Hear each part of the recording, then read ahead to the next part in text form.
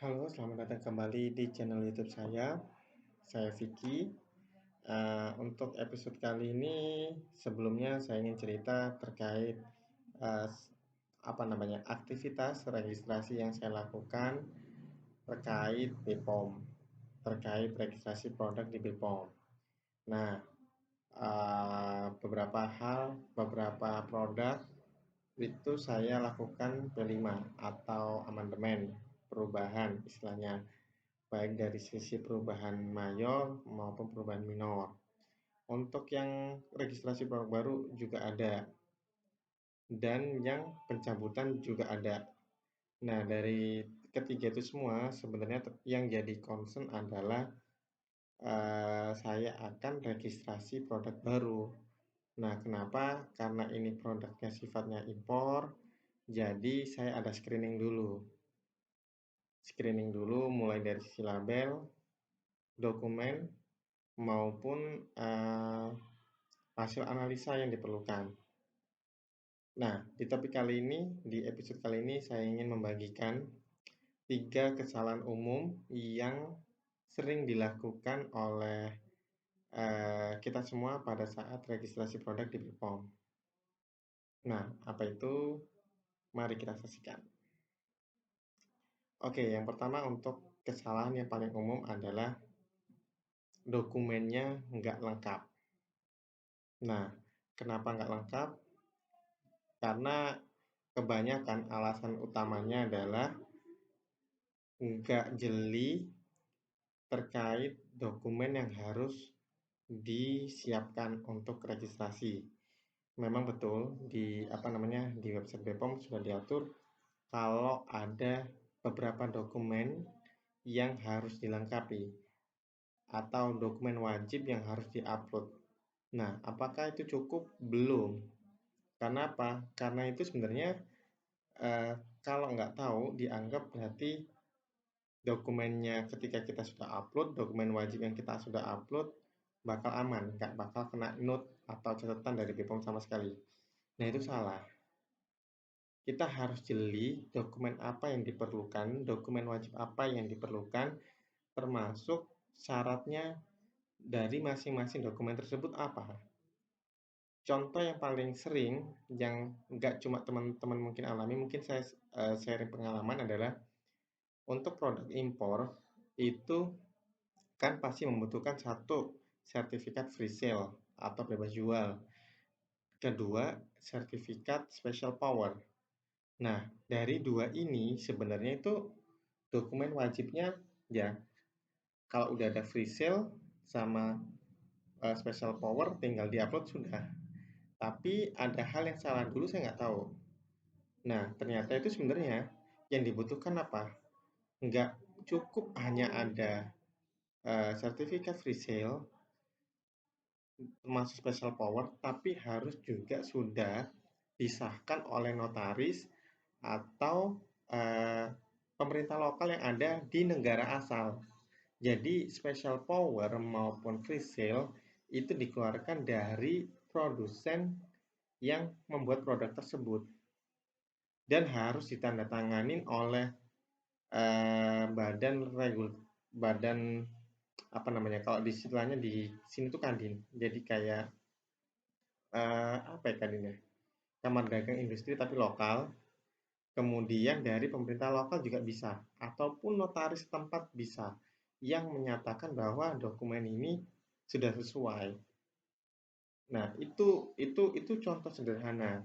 Belum lagi kalau misalnya nggak ada tanda tangan atau nama yang tanda tangan. Nah, itu pasti dibalikin, pasti kena catatan. Nah, maka dari itu kita harus tahu. Jadi, aturan mainnya seperti apa? Benar sertifikat free sale harus ada, special power harus ada, tapi harus pertama yang dia harus dicatat adalah harus ditandatangani oleh pemerintah lokal yang ada di sana. Itu pertama, harus ada tanda tanganin, yang kedua adalah harus ada di stempel.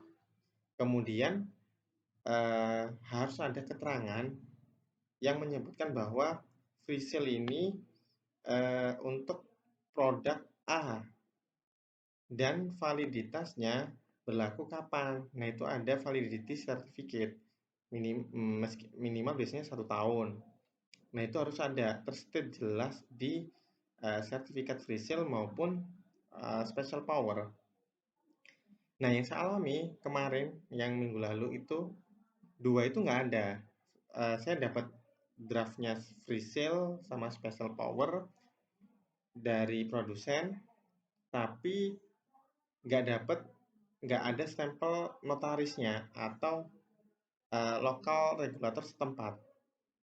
Nah, itu saya minta lagi, daripada saya maksa in upload, toh juga nantinya kena catatan balik, wasting time, makanya tetap saya kejar dulu, saya minta lengkapin dulu dokumennya.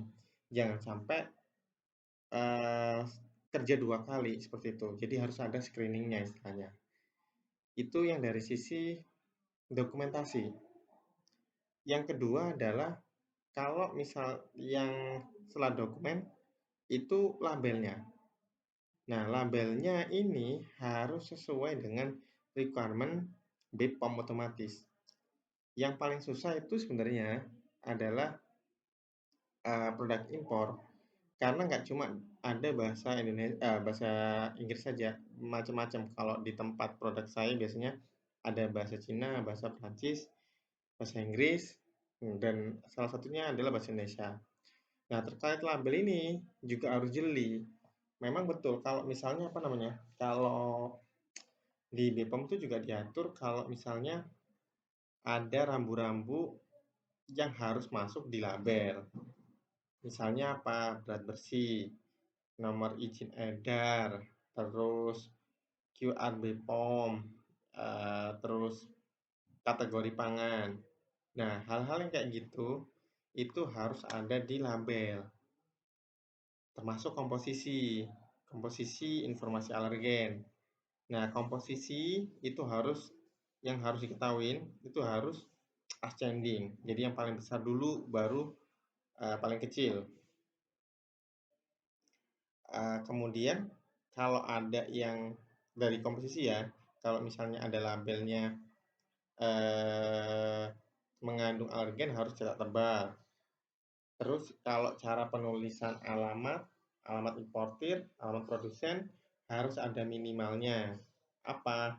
Minimal mencantumkan kotanya, kode pos, dan negara. Nah, 3 ini wajib ada. Kalau nggak ada, kena not. Nah, ini pun saya alami yang kemarin. Jadi setelah saya cek ternyata ada yang belum ada kode posnya. Maka dari itu kita perlu tahu dulu kode posnya dulu. Ya, hal-hal yang sepele seperti itu ganggu banget pada saat registrasi BPOM. Karena apa? Karena kalau misalnya kita nggak melakukan screening, kena catatan, tahu sendiri kalau apa namanya waktu tunggu eh, di BPOM itu 1 bulan maksimal. Dan kalau misalnya setiap kita melakukan revisi, udah nunggu 1 bulan, ternyata ada not-not kecil, ya kita udah revisi cepet, tapi ya mau nggak mau nunggu sebulan lagi. Nah, itu kan butuh waktu lama kan. Nah, itu yang sebenarnya kita perlu eliminir terlebih dahulu. Kita lakukan screening dari yang pertama dokumen, kedua label. Itu screening wajib lah istilahnya. Jadi kita harus tahu aturan mainnya dulu. Aturan mainnya yang jelas, kemudian mana dokumen wajib, mana yang enggak, mana yang harus ada. Nah, itu kita harus tahu dulu. Jangan sampai kita maksain aja langsung, tapi kena not udahan. Dan itu nunggunya lama, ya emang sebulan. Karena apa? Ya kita nggak bisa nyalain BPOM karena emang ribuan atau bahkan puluhan ribu produk yang terdaftar atau diregistrasikan baru ataupun P5. Sedangkan jumlah personilnya yang di BPOM itu terbatas. Nah, itu yang harus dipahami. Karena apa? Karena nanti bakal mengacaukan timeline kita yang sudah kita tetapkan. Nah, itu yang kedua. Setelah tadi yang pertama dokumen, label. Nah, yang ketiga ini itu adalah faktor kita masih proaktif. kita ini kadang-kadang lupa, kita nunggu aja, di Bepom website-nya, e-rek Bepom, nunggu sampai ada komen. Nah, kalau menurut saya, itu juga salah. Karena apa? Kita masih bisa kok proaktif, karena tadi yang saya sebutkan sebelumnya itu kan yang didaftar Bepom itu nggak cuma nanganin puluhan atau ratusan aja setiap orang, setiap harinya, ribuan, bahkan puluhan ribu. Dan itu ya wajar banget meskipun Bepom sudah, ada aturannya ya, istilahnya, sudah tersortir terlebih dahulu, tapi nggak ada salahnya buat proaktif. Nah, nanyanya apa? Kalau sekarang nanyanya itu ada live chat sama di registrasipangan.pom.id. Nah, itu kita bisa tanya statusnya sampai mana, membantu untuk kita ke Bepom itu untuk reminder daripada kita nunggu. Nah, biasanya yang saya lakukan adalah at least 1 minggu sekali tuh nanyain. Jadi kalau misalnya minggu kemarin saya daftarin, udah submit, udah masuk pembayaran, dan masih ada keterangan di evaluator, pastinya saya minggu depan, hari yang sama Jumat, itu saya tanyakan prosesnya sampai mana.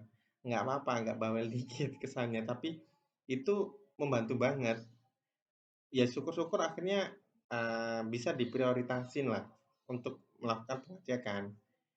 Karena apa? Karena memang dari aturannya itu 30 hari maksimum Bepom itu atau evaluator maupun kepala seksi harus menyampaikan tanggapannya. Apakah ada catatan, apakah ada hal yang mesti direvisi terkait label atau butuh dokumen, dan itu mesti harus ada feedback lah dari Bepom. Nah, makanya saya tetapkan 1 minggu. Setiap seminggu sekali saya follow up. Harapannya apa? Saya lebih proaktif lagi. Jadi nggak nunggu. Karena apa? Masih bisa kok kita daripada nunggu, ya nggak ada salahnya buat nanya. Nah, itu. Jadi, itu tadi 3 kesalahan umum yang, apa istilahnya, yang sering dilakukan pada saat registrasi Bepom. Mungkin saya ulang, yang pertama tadi apa? Dokumen, dokumen yang nggak lengkap, dokumen yang nggak lengkap, terus nggak ngasih dokumennya apa aja. Aturan-aturannya harus tahu dulu dokumennya yang lengkap seperti apa. Yang setelah dokumen nggak lengkap, yang kedua adalah labelnya yang nggak sesuai aturan main, nggak sesuai regulasi BPOM, versi label. Label itu kemasan yang didaftarkan untuk mendapatkan approval desain dari BPOM, termasuk nomor izin edarnya. Itu yang kedua. Kesalahan yang ketiga, kita kurang proaktif. Makanya itu mulai sekarang kalau sudah tahu terkait apa namanya 3 kesalahan tadi, harapannya apa? Harapannya kita bisa menghindari. Jadi caranya bagaimana? Caranya mulai screening dulu terkait dokumen sama label. Ini penting. Karena apa? Karena akan menghemat waktu sehingga proses registrasinya bisa lebih cepat meskipun nggak ada jaminan 100%. Yang kedua, harus lebih proaktif lagi, mau tanya statusnya registrasi kita ini sampai mana. Jadi lebih proaktif aja daripada nunggu 1 bulan nggak ada yang dilakuin, ya mending proaktif aja. Ya syukur-syukur dari situ lebih diprioritaskan. Nah, itu yang harus dilakukan. Jadi kalau teman-teman semua apa namanya udah tahu, mudah-mudahan bisa dihindari. Agar apa?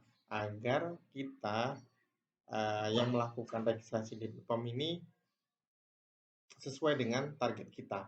Nggak sampai telat yang berimbas pada sales nggak bisa jualan karena produknya belum terregistrasi. Itu aja uh, topik yang bisa saya bagikan untuk episode kali ini. Mudah-mudahan bermanfaat. Kalau misalnya ada pertanyaan, silakan tinggalkan di kolom komentar terkait maupun kritik dan saran juga saya terima, nggak ada masalah. Itu aja, saya izin pamit. Sampai jumpa di episode berikutnya. Bye-bye.